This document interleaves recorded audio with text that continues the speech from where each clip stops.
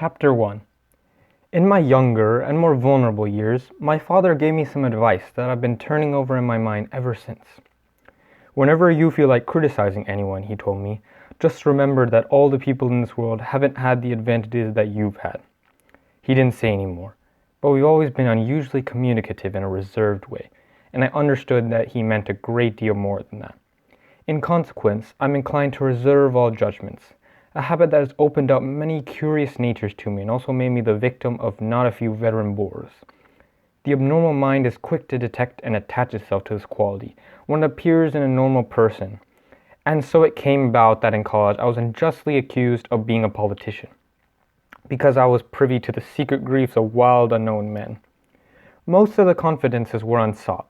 Frequently I have feigned sleep, preoccupation, or a hostile levity when I realized by some unmistakable sign that an intimate revelation was quivering on the horizon.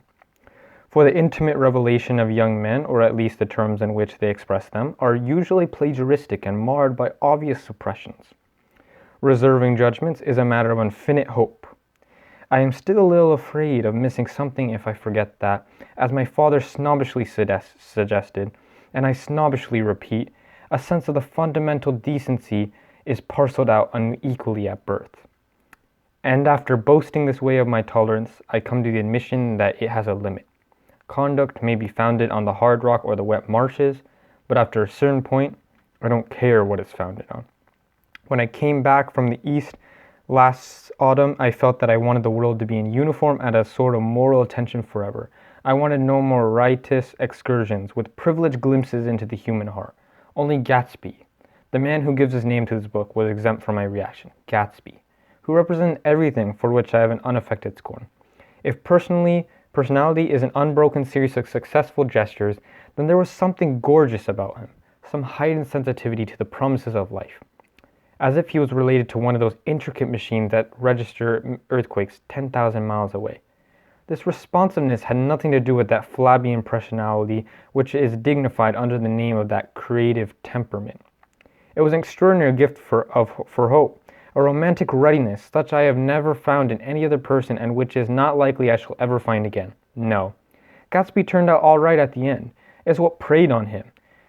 Gatsby, what foul dust floated in the wake of his dreams that temporarily closed on my interest in the abortive sorrows and short-winded elations of men.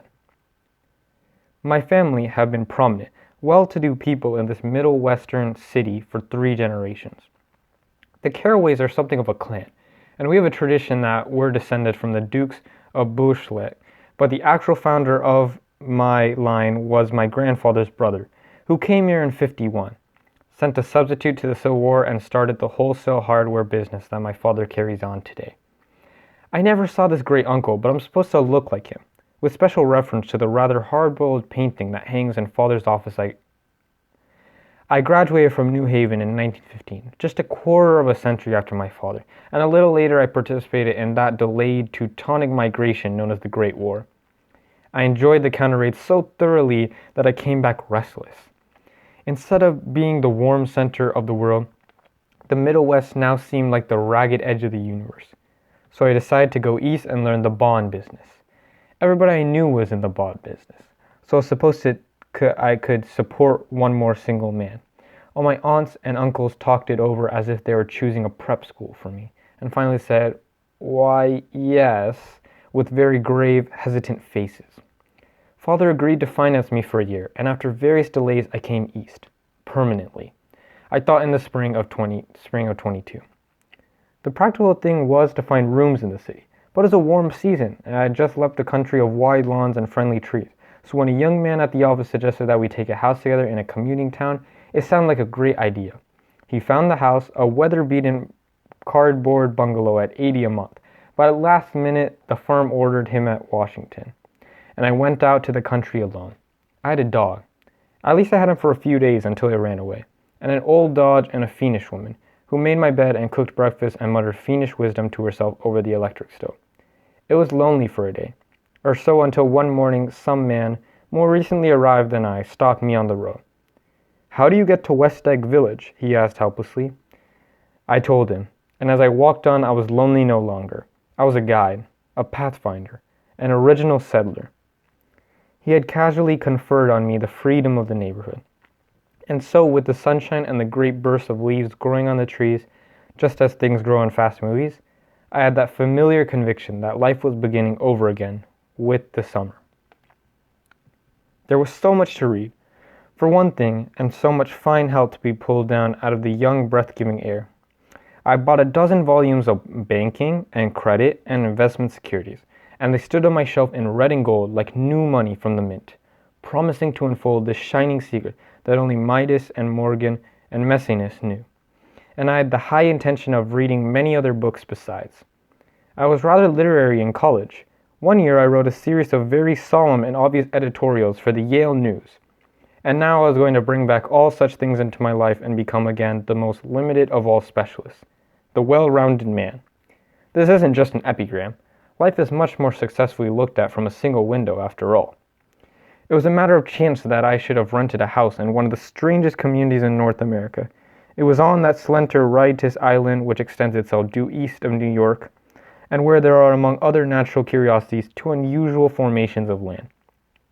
20 miles from the city, a pair of enormous eggs, identical in contour and separated only by a courteous bay, jut out into the most domesticated body of salt water in the Western Hemisphere. The great wet barnyard of Long Island Sound. They're not perfect ovals, like the egg in the Columbus story. They are both crushed flat at the contact end. But their physical resemblance must be a source of perpetual confusion to the gulls that fly overhead. To the wingless, a more arrested phenomenon is their dissimilarity in every particular except shape and size.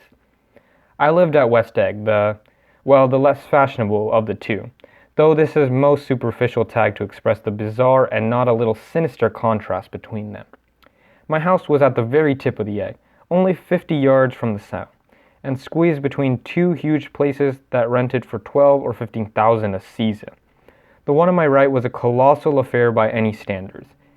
It was a factual imitation of some Hotel de Ville in Normandy, with a tower on one side spanking new under a thin beard of raw ivy and a marble swimming pool and more than 40 acres of lawn and garden. It was Gatsby's mansion, or rather, as I didn't know Mr. Gatsby, it was a mansion inhabited by a gentleman of that name. My own house was an eyesore, but it was a small eyesore, and it had been overlooked. So I had the view of the water, a partial view of my neighbor's lawn, and the consoling proximity of millionaires, all for $80 a month. Across the Courtesy Bay, the white palaces of fashionable East Egg glittered along the water, and the history of the summer really begins on the evening I drove over there to have dinner with the Tom Buchanans. Daisy was my second cousin, once removed, and I had known Tom in college. And just after the war, I spent 2 days with them in Chicago. Her husband, among various physical accomplishments, had been one of the most powerful ends that ever played football at New Haven, a national figure in a way. One of those men who reach such an acute limit of excellence at 21 that everything afterwards savors of anticlimax. His family were enormously wealthy. Even in college, his freedom with money was a matter for reproach. But now he left Chicago, come east in a fashion that rather took your breath away. For instance, he bought down a string of polo ponies from Lake Forest. It was hard to realize that a man in my own generation was wealthy enough to do that. Why they came east, I don't know. They had spent a year in France for no particular reason and then drifted here and there unrestfully wherever people played polo and were rich together. This was a permanent move, said Daisy over the telephone, but I didn't believe it. I had no sight into Daisy's heart, but I felt that Tom would drift on forever seeking, a little wistfully, for the dramatic turbulence of some irrecoverable football game. And so it happened that on a warm, windy evening, I drove over to East Egg to see 2 old friends whom I scarcely knew at all. Their house was even more elaborate than I expected, a cheerful red and white Georgian colonial mansion, overlooking the bay. The lawn started at the beach and ran towards the front door for a quarter of a mile, jumping over sundials and brick walks and burning gardens. Finally, when it reached the house, drifting up the side in bright vines as though from the momentum of its run. The front was broken by a line of French windows, glowing now with reflected gold and wide open to the warm, windy afternoon, and Tom Buchanan, in riding clothes, was standing with his legs apart on the front porch. He had changed since his New Haven years. Now he was a sturdy, straw-haired man of 30 with a rather hard mouth and a supercilious manner. Two shining, arrogant eyes had established dominance over his face and gave him the appearance of always leaning aggressively forward. Not even the effeminate swank of his riding clothes could hide the enormous power of the body. He seemed to fill those glistening boots until he strained the top lacing, and you could see a great pack of muscles shifting when his shoulders moved under his thin coat. It was a body capable of enormous leverage, a cruel body. His speaking voice, a gruff, husky tenor, added to the impression of fractiousness he conveyed. There was a touch of paternal contempt in it, even towards people he liked. And there were men at New Haven who had hated his guts. "Now, don't you think my opinion on these matters is final," he seemed to say, "just because I'm stronger and more of a man than you are. We were in the same senior society, and while we were never intimate, I always had the impression that he approved of me, and wanted me to like him with some harsh, defiant wistfulness of his own. We talked for a few minutes on the sunny porch. "I've got a nice place here," he said, his eyes flashing about restlessly. Turning me around by one arm, he moved a broad, flat hand along the front vista, including in its sweep a sunken Italian garden, a half-acre of deep, pungent roses, and a snub-nosed motorboat that bumped the tide offshore. It belonged to Demain, the oilman. He turned me around again politely and abruptly. "We'll go inside." We walked through a high hallway into a bright, rosy-colored space, fragilely bound into the house by French windows at either end. The windows were ajar and gleaming white against the fresh glass, and outside that seemed to grow a little way into the house. A breeze blew through the room, blew curtains in at one end and out the other like pale flags, twisting them up toward the frosted wedding cake of the ceiling, and then rippled over the wine-colored rug, making a shadow on it as wind does on the sea. The only completely stationary object in the room was an enormous couch on which two young women were buoyed up as though upon an anchored balloon.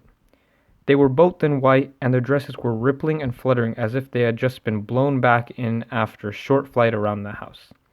I must have stood for a few moments listening to the whip and snap of the curtains and the groan of a picture on the wall.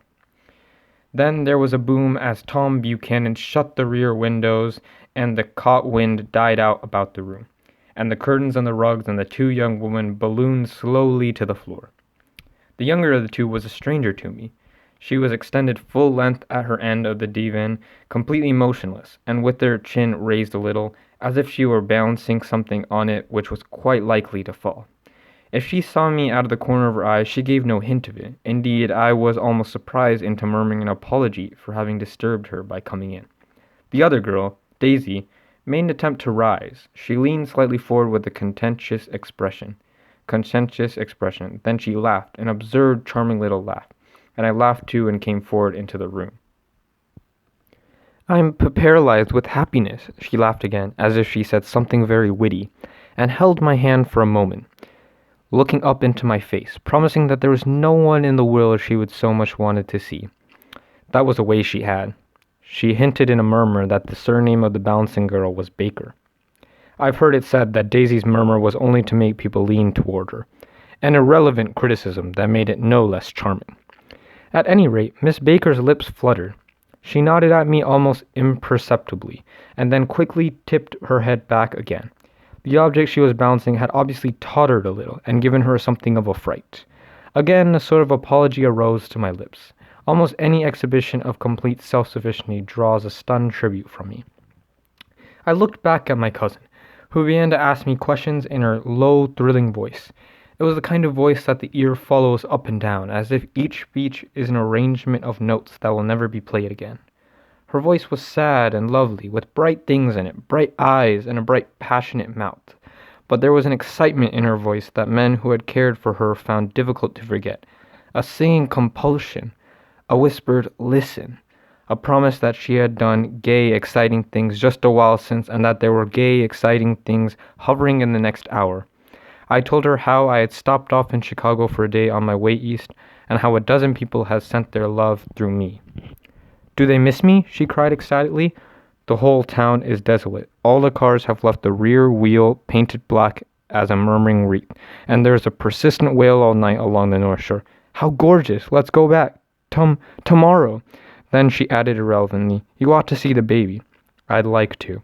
She's asleep. She's 3 years old. Haven't you ever seen her? Never. Well, you ought to see her. She's... Tom Buchanan, who had been hovering restlessly about the room, stopped and rested his hand on my shoulder. What you doing, Nick? I'm a bondman. Who with? I told him. Never heard of them, he remarked decisively. This annoyed me. You will, I answered shortly. You will if you stay in the East. Oh, I'll stay in the East, don't you worry, he said, glancing at Daisy and then back at me, as if he were alert for something more. I'd be a goddamned fool to live anywhere else. At this point, Miss Baker said, absolutely, with such suddenness that I started. It was the first word she uttered since I came into the room. Evidently, it surprised her as much as it did me, for she yawned and with a series of rapid, deft movements stood up into the room. I'm stiff, she complained. I've been lying on that sofa for as long as I can remember. Don't look at me, Daisy retorted. I've been trying to get you to New York all afternoon. No thanks, said Miss Baker to the 4 cocktails just in from the pantry. I'm absolutely in training. Her host looked at her incredulously. You are? He took down his drink as if it were a drop in the bottom of a glass. How you even get anything done is beyond me. I looked at Miss Baker, wondering what it was she got done. I enjoyed looking at her. She was a slender, small-breasted girl with an erect carriage, which she accentuated by throwing her body backwards at the shoulders like a young cadet. Her gray, sun-strained eyes looked back at me with polite, reciprocal curiosity out of a wan, charming, discontented face. It occurred to me now that I'd seen her, or a picture of her, somewhere before. You live in West Egg, she remarked contemptuously. I know someone there. I don't know a single... You must know Gatsby. Gatsby, demanded Daisy. What Gatsby? Before I could reply that he was my neighbor, dinner wasn't announced. Wedging his tense arm imperatively under mine, Tom Buchanan compelled me from the room as though he were moving a checker to another square. Slenderly, languidly, their hands set lightly on their hips, the 2 young women preceded us out onto a rosy-colored porch, open toward the sunset, where 4 candles flickered on the table in the diminished wind. Why candles? Objected Daisy, frowning. She snapped them out with her fingers. In 2 weeks, it'll be the longest day in the year, she looked at us all serenely. Do you always watch for the longest day of the year and then miss it? I always watch for the longest day in the year and then miss it. We ought to plan something, yawned Miss Baker, sitting down at the table as if she were getting into bed. All right, said Daisy. What do we plan? She turned to me helplessly. What do people plan? Before I could answer, her eyes fastened with an odd expression on her little finger. Look, she complained. I heard it. We all looked. The knuckle was black and blue. You did it, Tom, she said accusingly. I know you didn't mean to, but you did do it. That's what I get for marrying a brute of a man. A great big hulking physical specimen of a... I hate that word hulking, objected Tom crossly, even in kidding. Hulking, insisted Daisy. Sometimes she and Miss Baker talked at once, unobtrusively and with a bantering inconsequence that was never quite chatter, that was as cool as their white dresses and their impersonable eyes in the absence of all desire. They were here, and they accepted Tom and me, making only a polite, pleasant effort to entertain or to be entertained. They knew that presently dinner would be over, and a little later the evening too would be over, and casually put away. It was sharply different from the West, where an evening was hurried from phase to phase towards its close, in a continually disappointed anticipation, or else in sheer nervous dread of the moment itself. You make me feel uncivilized, Daisy, I confessed on my second glass of corky, but rather impressive claret. Can't you talk about crops or something? I meant nothing in particular by this remark, but it was taken in an unexpected way. Civilization is going to pieces, broke out Tom violently. I've gone to be a terrible pessimist about things. Have you read The Rise of the Colored Empires by this man Godard? Why, no, I answered, rather surprised by his tone. Well, it's a fine book, and everybody ought to read it. The idea is if we don't look out for the white race, we'll be utterly submerged. It's all scientific stuff. It's been proved. Tom's getting very profound, said Daisy, with an expression of unthoughtful sadness. He reads deep books with long words in them. What was that word Well, these books are all scientific, insisted Tom, glancing at her impatiently. This fellow has worked out the whole thing. It's up to us, who are the dominant race, to watch out for these other races will have control of things. We've got to beat them down, whispered Daisy, winking furiously towards the fervent sun.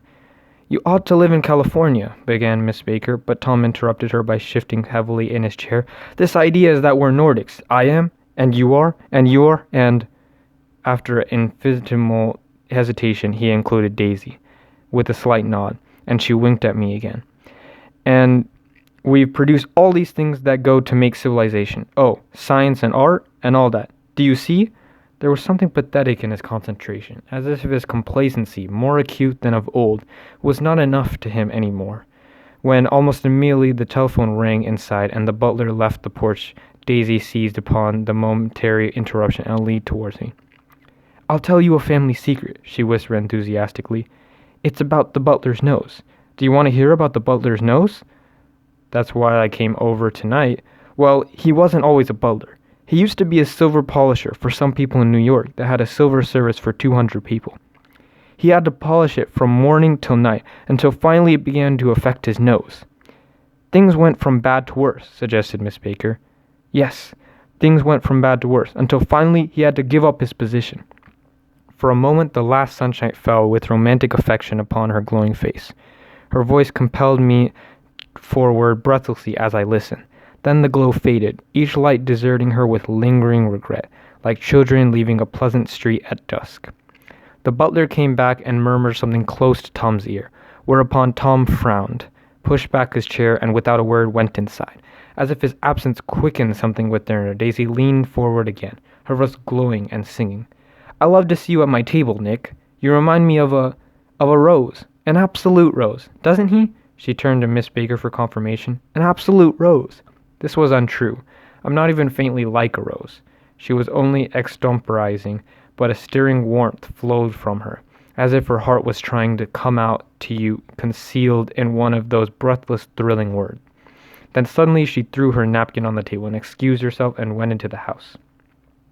Miss Baker and I exchanged a short glance, consciously devoid of meaning. I was about to speak when she sat up alertly and said, "Shh," in a warning voice. A subdued, impassioned murmur was audible in the room beyond, and Miss Baker leaned forward unashamed, trying to hear. The murmur trembled on the verge of coherence, sank down, mounted excitedly, and then ceased altogether. This Mr. Gatsby you spoke of is my neighbor, I said. Don't talk, I want to hear what happens. Is something happening? I inquired innocently. You mean to say you don't know? Said Miss Baker, honestly surprised. I thought everybody knew. I don't. Why, she said hesitantly, Tom's got a woman in New York. Got some woman? I repeated blankly. Miss Baker nodded. She might have the decency not to telephone him at dinner time, don't you think? Almost before I had gasped her meaning, there was a flutter of a dress and the crunch of leather boots, and Tom and Daisy were back at the table. It couldn't be helped, cried Daisy with tense gaiety. She sat down, glanced searchingly at Miss Baker and then at me, and continued, I looked outdoors for a minute, and it's very romantic outside. There's a bird out on the lawn that I think might be a nightingale come over on the Cunard or White Star line. He's singing away. Her voice sang, It's romantic, isn't it, Tom? Very romantic, he said, and then miserably to me, If it's light enough after dinner, I want to take you down to the stables. The telephone rang inside. Startlingly, and as Daisy shook her head decisively at Tom, the subjects of the stable, in fact all subjects, vanished into air. Among the broken fragments of the last 5 minutes at the table, I remember the candles being lit again, pointlessly, and I was conscious of wanting to look squarely at everyone, and yet to avoid all eyes. I couldn't guess what Daisy and Tom were thinking, but I doubt if even Miss Baker, who seemed to have mastered a certain hardy skepticism, was able utterly to put this fifth guest's shrill metallic urgency out of mind. To a certain temperament, the situation might have seemed intriguing. My own instinct was to telephone immediately for the police. The horses, needless to say, were not mentioned again. Tom and Miss Baker, with several feet of twilight between them, strolled back into the library as if it was vigil beside a perfectly tangible body, while trying to look pleasantly interested and a little deaf.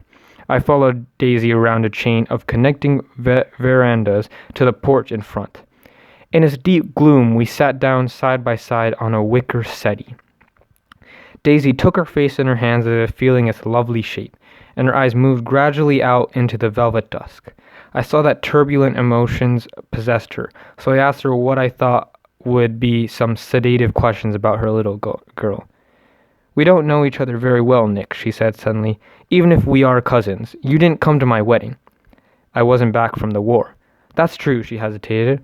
"Well, I've had a very bad time, Nick, and I'm pretty cynical about everything." Evidently, she had reason to be. I waited, but she didn't say any more, and after a moment I returned rather feebly to the subject of her daughter. "I suppose she talks and eats and everything." "Oh, yes." She looked at me absently. "Listen, Nick, let me tell you what I said when she was born." "Would you like to hear?" "Very much." "I'll show you how I've gotten to feel about things. Well, she was less than an hour old, and Tom was God knows where. I woke up out of the ether with the utterly abandoned feeling, and asked the nurse right away if it was a boy or a girl. She told me it was a girl, and so I turned my head away and wept. "All right," I said. "I'm glad it's a girl. I hope she'll be a fool. That's the best thing a girl can be in this world. A beautiful little fool. You see, I think everything's terrible anyhow," she went on in a convinced way. "Everybody thinks so. The most advanced people. And I know. I've been everywhere and seen everything and done everything." Her eyes flashed around her in a defiant way, rather like Tom's, and she laughed with thrilling scorn. "Sophisticated. God, I'm sophisticated." The instant her voice broke off, ceasing to compel my attention, my belief, I felt the basic insincerity of what she had said. It made me uneasy, as though the whole evening had been a trick of some sort to exact a contributory emotion from me. I had waited, and sure enough, in a moment she looked at me with an absolute smirk on her lovely face, as if she had asserted her membership in a rather distinguished secret society to which she and Tom belonged. Inside, the crimson room bloomed with light. Tom and Miss Baker sat at either end of the long couch, and she read aloud to him from the Saturday Evening Post, the words, murmurous and uninflected, running together in a soothing tone. The lamplight, bright on his boots and dull on the autumn leaf yellow of her hair, glinted along the papers as she turned the page in a flutter of slender muscles in her arms. When we came in, she held us silent for a moment with a lifted hand. "To be continued," she said, tossing the magazine on the table, "in our very next issue." Her body asserted itself with a restless movement of her knee, and she stood up. 10 o'clock, she remarked, apparent finally the time on the ceiling. "Time for this good girl to go to bed." "Jordan's going to play in the tournament tomorrow," explained Daisy, "over at Westchester." "Oh, you're Jordan Baker." I knew now why her face was familiar. Its pleasing, contemptuous expression had looked out at me from many retemptuous expression, gravest pictures of the sporting life at Asheville and Hot Springs and Palm Beach. I had heard some story of her, too, a critical and pleasant story, but what it was I had forgotten long ago. "Good night," she said softly. "Wake me at 8, won't you?" "If you'll get up." "I will. Good night, Mr. Carraway. See you anon." "Of course you will," confirmed Daisy. "In fact, I think I'll arrange a marriage. Come over often, Nick. I'll sort of, fling you together, you know. Lock you up accidentally in linen closets and push you out to sea in a boat, all the sort of thing." "Good night," called Miss Baker from the stairs. "I haven't heard a word." "She's a nice girl," said Tom for a moment. "They ought to let her run around the country this way." "Who ought to?" inquired Daisy coldly. "Her family. Her family is one aunt about 1,000 years old. Besides, Nick's going to look after her, aren't you, Nick? She's going to spend lots of weekends out here this summer. I think the home influence will be very good for her." Daisy and Tom looked at each other for a moment in silence. "Is she from New York?" I asked quickly. "From Louisville. Our white girlhood was passed together there. Our beautiful white—" "Did you give Nick a little heart-to-heart talk on the veranda?" demanded Tom suddenly. "Did I?" She looked at me. "I can't seem to remember, but I think we talked about the Nordic race. Yes, I'm sure we did.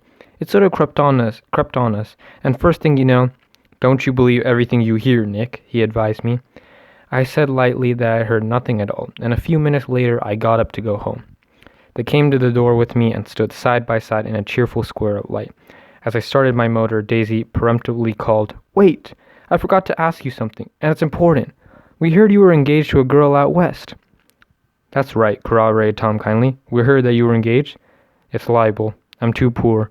"But we heard it," insisted Daisy, surprising me by opening up again in a flower-like way. "We heard it from 3 people, so it must be true." Of course I knew what they were referring to, but I wasn't even vaguely engaged. The fact that Gossip had published the bans was one of the reasons that I had come east. You can't stop going with an old friend on account of rumors, and on the other hand, I had no intention of being rumored into marriage. Their interest rather touched me and made them less remotely rich. Nevertheless, I was confused and a little disgusted as I drove away. It seemed to me that the thing for Daisy to do was to rush out of the house child in arms, but apparently there were no such intentions in her head. As for Tom, the fact that he had some woman in New York was really less surprising than that he had been depressed by a book. Something was making him nibble at the edge of stale ideas, as if his sturdy physical egotism no longer nourished his peremptory heart. Already it was deep summer on roadhouse roofs and in front of wayside garages, where new red gas pumps sat out in pools of light. And when I reached my estate at West Egg, I ran the car under its shed and sat for a while on an abandoned grass roller in the yard. The wind had blown off, leaving a loud, bright night, with wings beating in the trees and a persistent organ sound as the full bellows of the earth blew the frogs full of life.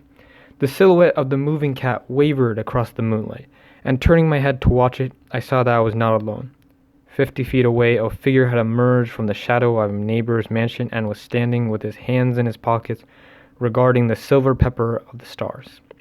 Something in his leisurely movements and the secure position of his feet upon the lawn suggested that it was Mr. Gatsby himself, come out to determine what share of his was his of our local heavens. I decided to call to him. Miss Baker had mentioned him at dinner, and that would do for an introduction. But I didn't call for him, for he gave a sudden intimation that he was content to be alone. He stretched out his arms towards the dark water in a curious way, and far as I was from him, I could have sworn he was trembling. Involuntarily I glanced seaward, and distinguished nothing except a single green light, minute and far away. That might have been the end of the dock. When I looked once more for Gatsby, he had vanished, and I was alone again in the unquiet darkness.